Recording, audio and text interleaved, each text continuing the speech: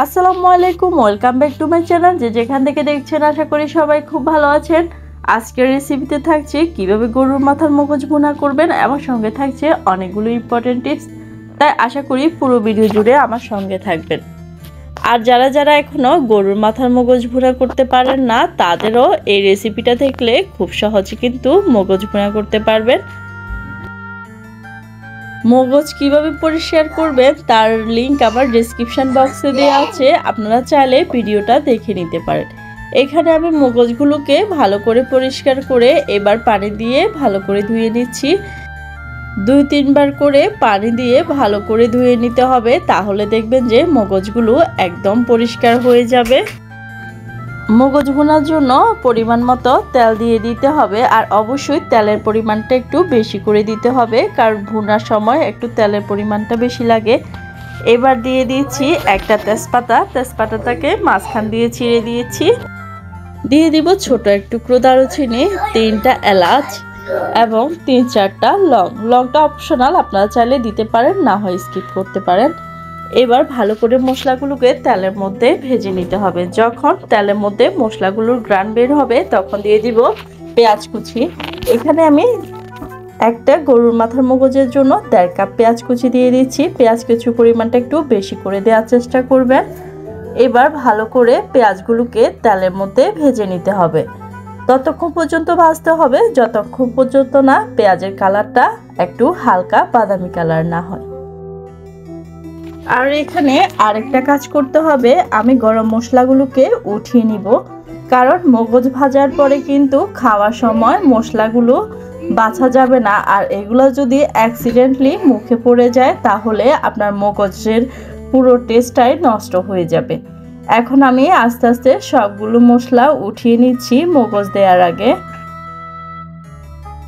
সবগুলো গরম মশলা উঠিয়ে নিয়েছি।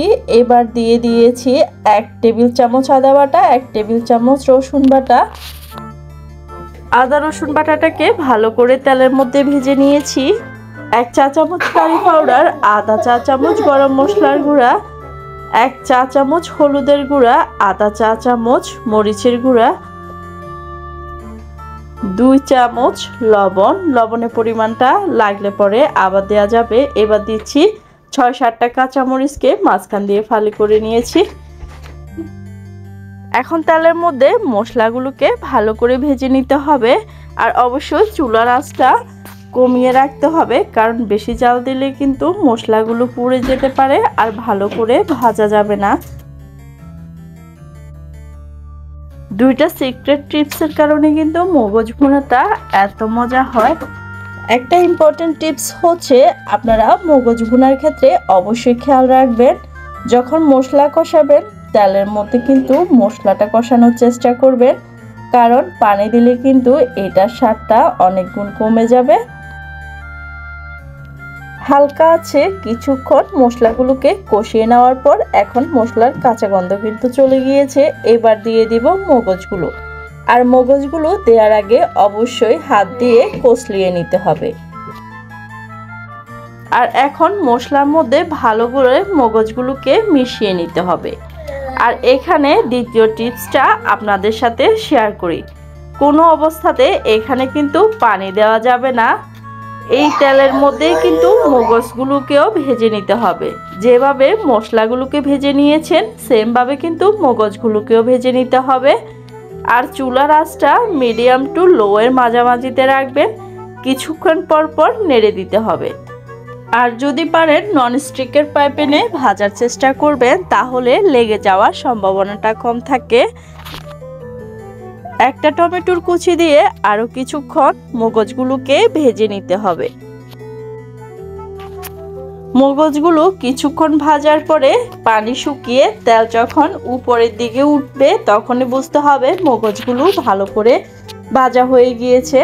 আর নামানোর আগে অবশ্যই বাসায় যদি ধনিয়া পাতা থাকে কিছু ধনিয়া পাতা কুচি করে মগজের মধ্যে দিয়ে দিবেন, তাহলে এটা খেতে অনেক মজা লাগে।